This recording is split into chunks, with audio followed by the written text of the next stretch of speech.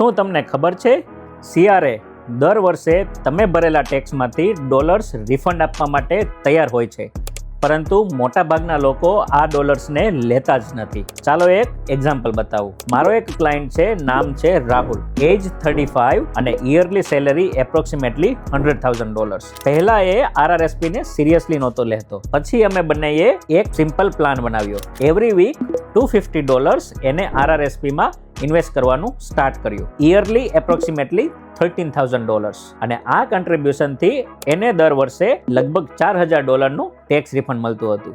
આ રિફંડને પેન્ડ કરવાને બદલે એણે TFSA માં નાખવાનું સ્ટાર્ટ કર્યું. લગભગ 30 વર્ષ પછી રાહુલના રિટાયરમેન્ટ વખતે રિઝલ્ટ શું આવ્યું તમને ખબર છે? RRSP એકાઉન્ટની વેલ્યુ ઓવર $1.2 મિલિયન અને ટેક્સ રિફંડમાંથી બિલ્ડ થયેલ TFSA એકાઉન્ટની વેલ્યુ ઓવર $375,000 અને એ પણ ટેક્સ ફ્રી.